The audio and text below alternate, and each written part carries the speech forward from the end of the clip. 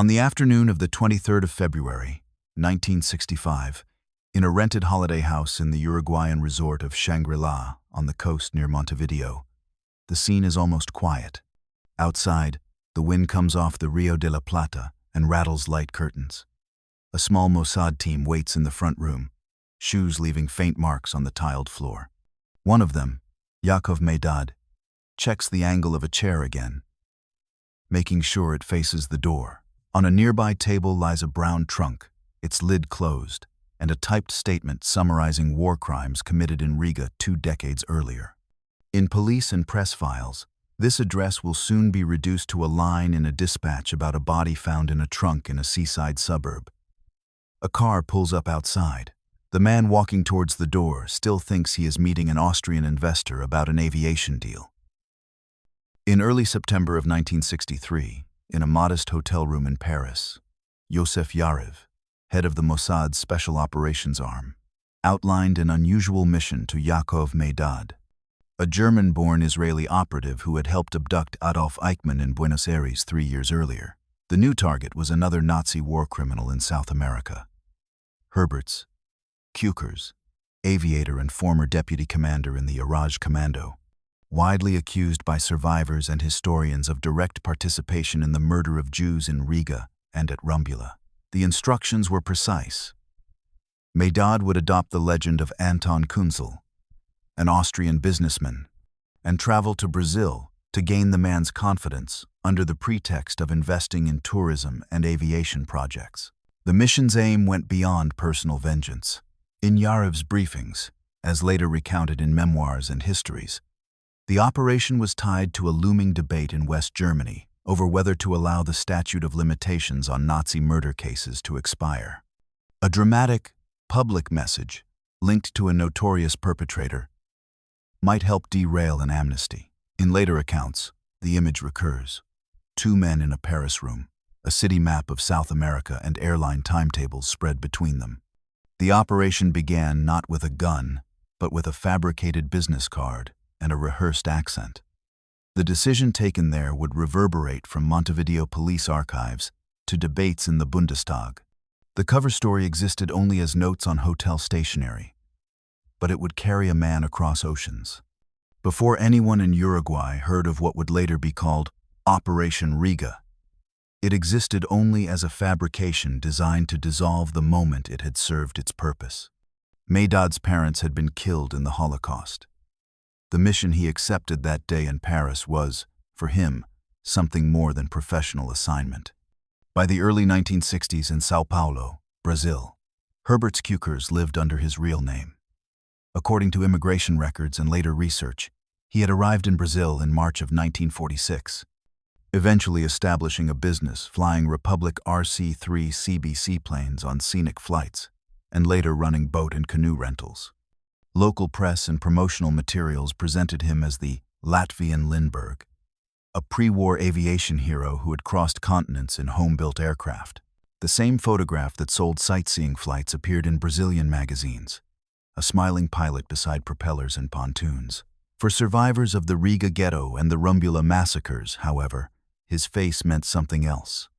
One survivor, seeing his photograph on a magazine cover in Brazil, recognized the man who had commanded and personally carried out killings in occupied Latvia.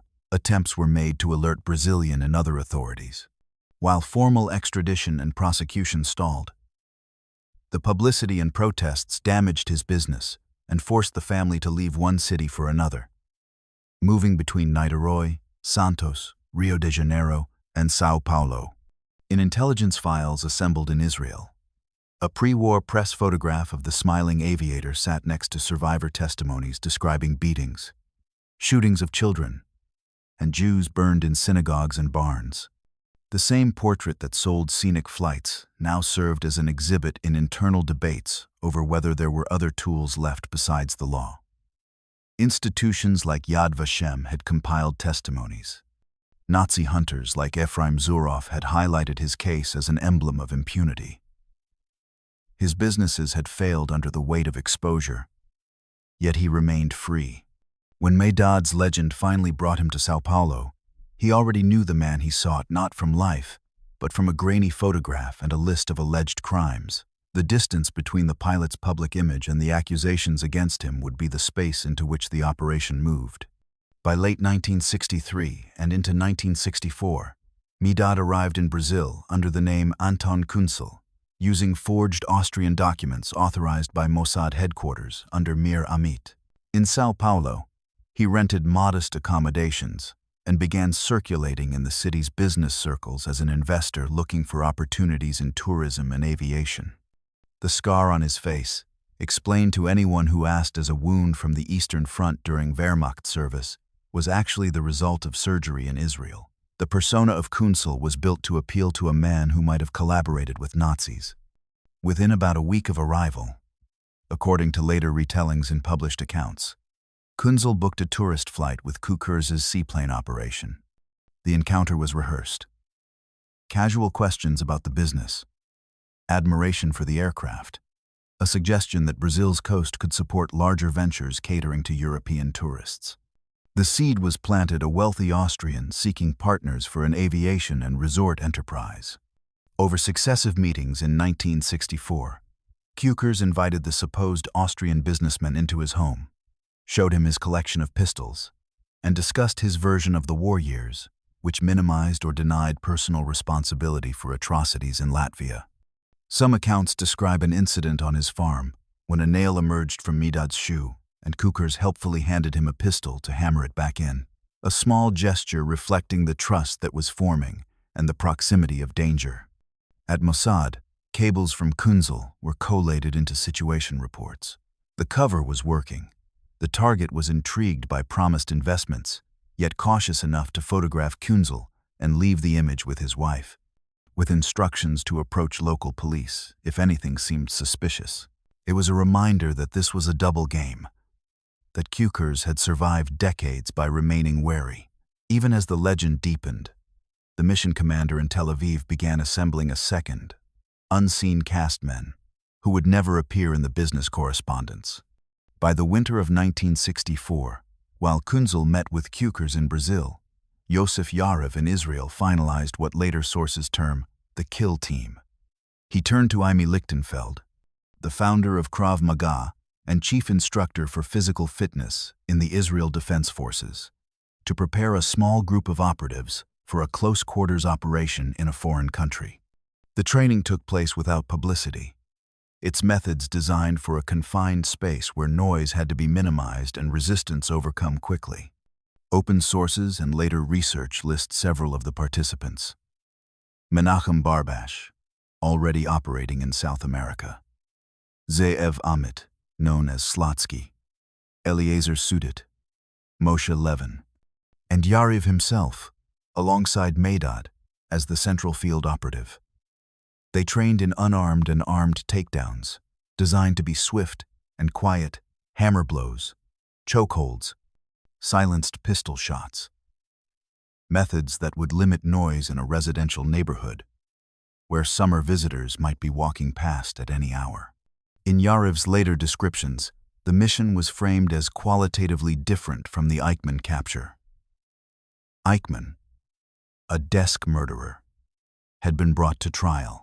Kukers, whose survivors placed at scenes of shootings and burnings, was selected as an example of a perpetrator whose crimes could not be allowed to vanish into private exile or legal deadlines.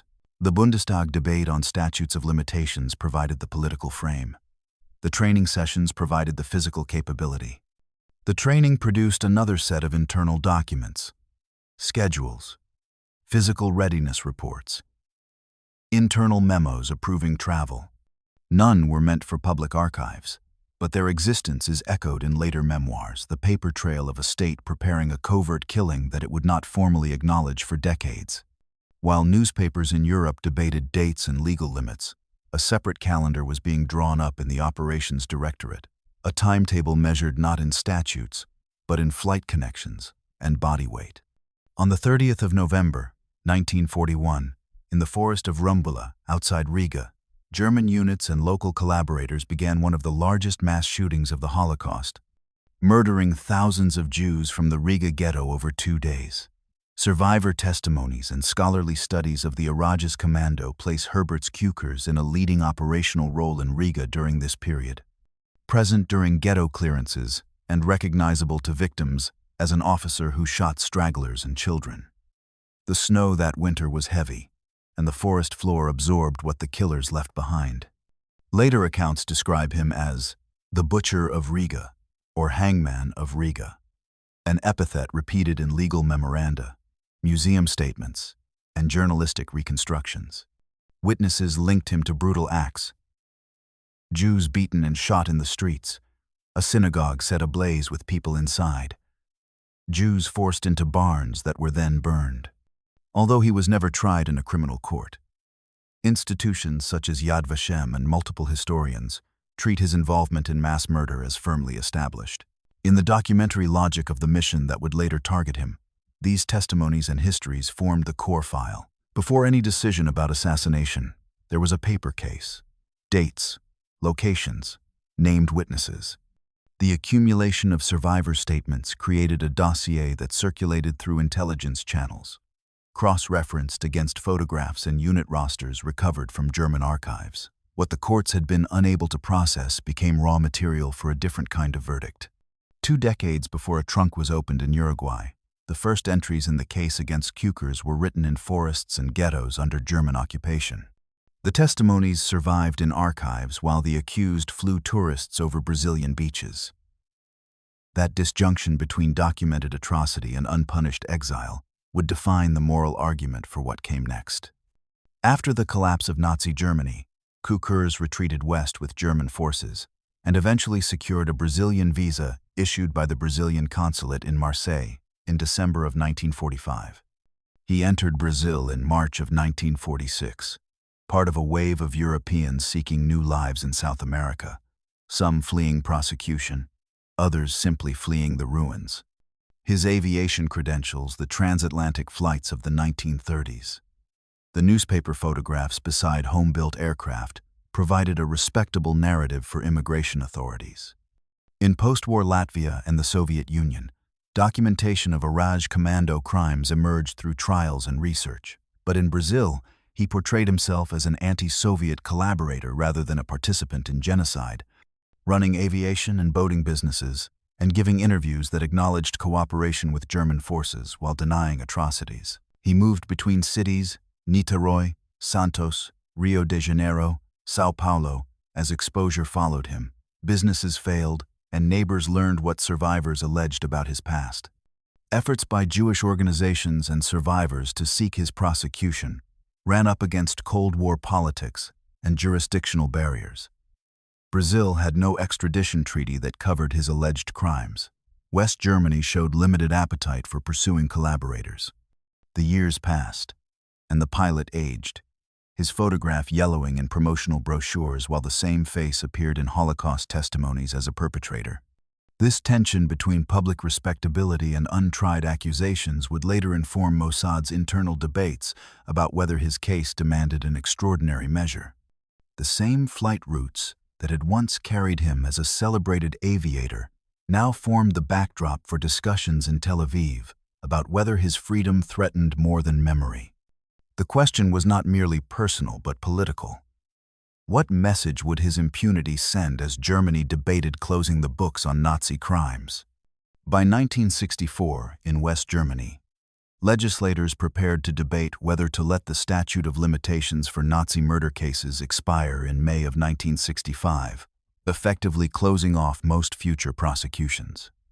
The proposal triggered protests across cities from Tel Aviv to Toronto and became a focal point for survivors, jurists, and governments wrestling with the legacy of the Holocaust. The question was technical.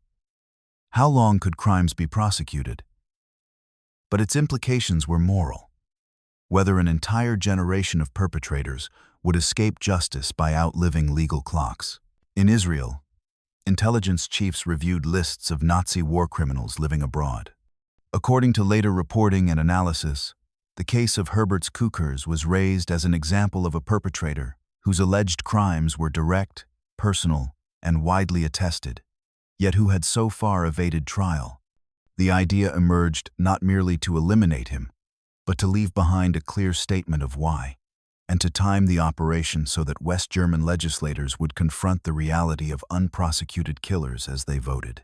This context appears explicitly in some Mossad-related histories, which link the decision to kill Kukurs to the political aim of influencing the Bundestag debate and ultimately contributing to the extension and eventual abolition of statutory limits for murder in Germany. The operation was designed not just to punish but to publicize, to make the case for continued prosecution through an act that could not be ignored or quietly filed away.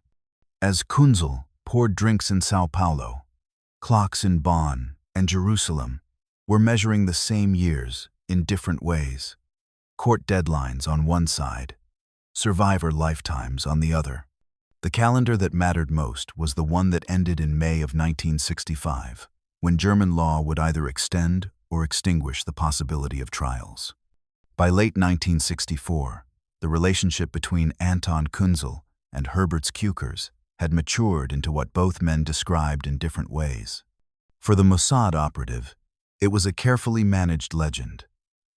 An Austrian investor, former Wehrmacht lieutenant with a scar conveniently explained by an Eastern Front wound, but actually the result of surgery in Israel.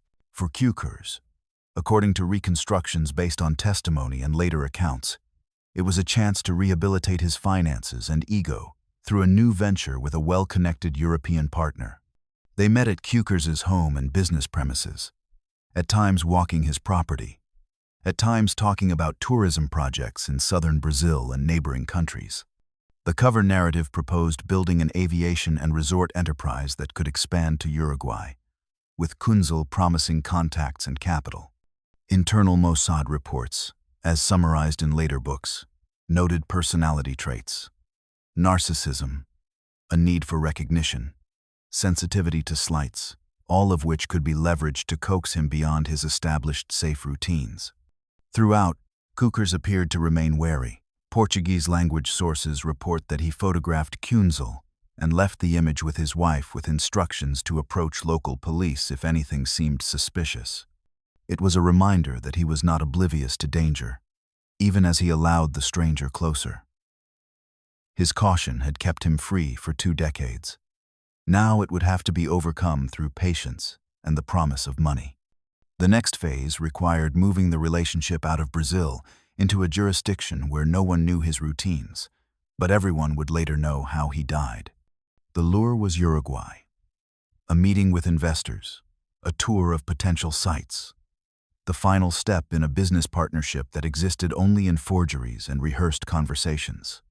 In the winter of 1964, with the relationship in Brazil established, Mossad traveled ahead to Uruguay to scout potential sites for the operation. Accounts from investigative journalists and related research describe him renting a car in Montevideo, studying maps, and driving along the coast to identify a house that could plausibly serve as the local base for a new tourism company while offering operational advantages: privacy, space, and distance from neighbors.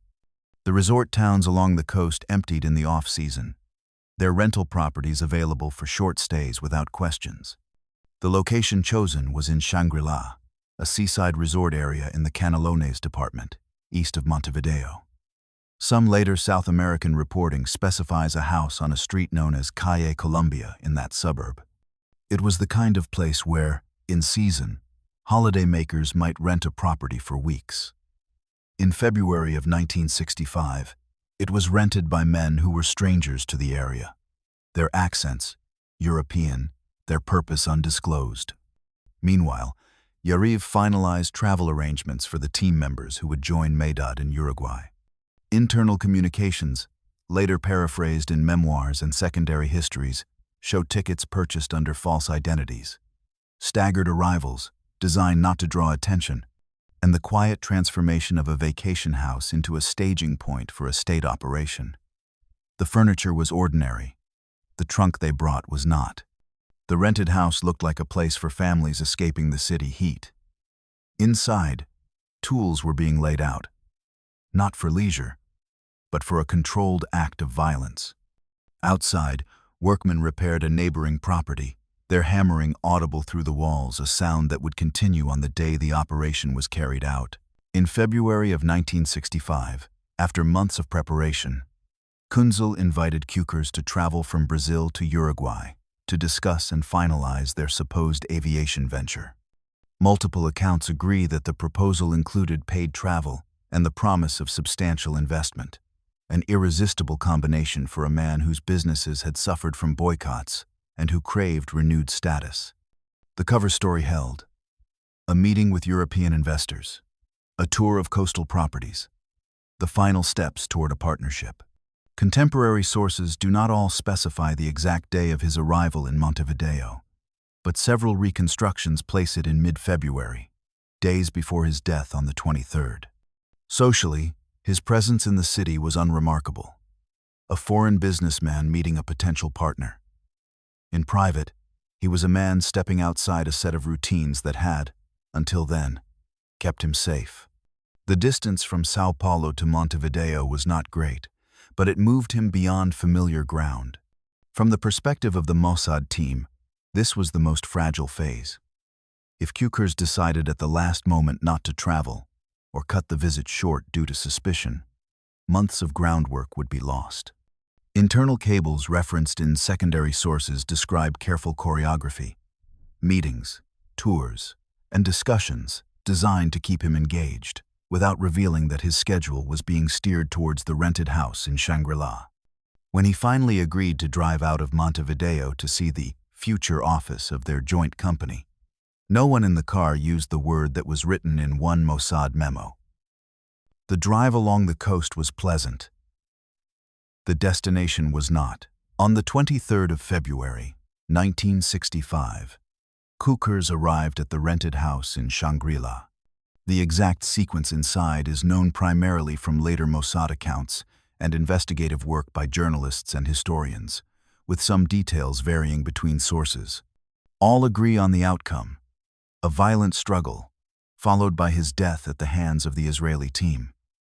The wind off the Rio de la Plata rattled the curtains as it had all week. According to several testimonies and reconstructions, including Italian-language summaries of Mossad sources, the team confronted him inside the house. He fought back fiercely, at one point biting Yariv's hand so severely that later accounts described the injury as nearly severing a finger.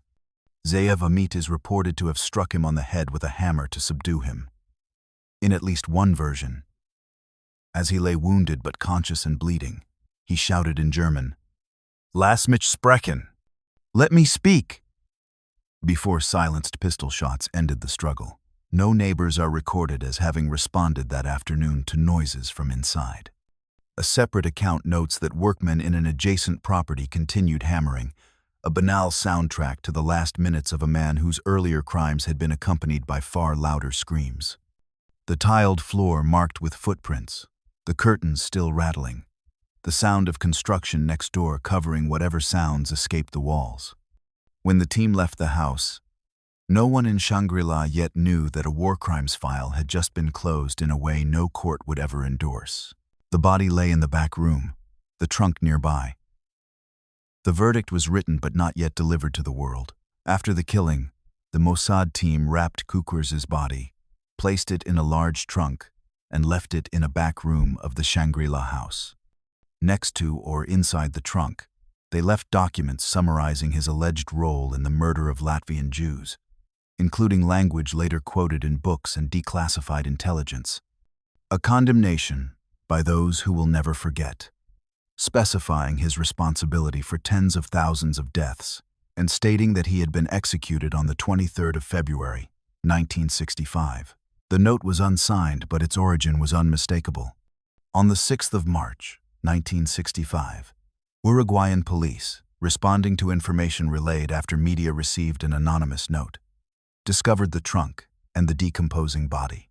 Contemporary dispatches, including a Jewish telegraphic agency report and documents found in CIA reading rooms, describe a corpse believed to be that of Nazi war criminal Herbert Kukers, with multiple gunshot wounds and a shattered skull. The resort house became a crime scene, photographers documenting the trunk, the note, the staged finality of it all. For Montevideo authorities, it was a local crime scene with international overtones. For the Mossad, it was the planned moment when the case against him, survivor testimonies, historical research, and intelligence files would abruptly intersect with global headlines. The trunk turned private accusation into public evidence, even if no courtroom would test it. A United Press International dispatch from Montevideo, preserved in declassified CIA files, noted that Uruguayan police suspected involvement by foreign agents. The investigation would proceed, but the operatives had already scattered. As photographs of the trunk and the face of the dead man entered archives and newspapers, the image that had once sold scenic flights returned as a murder victim's portrait.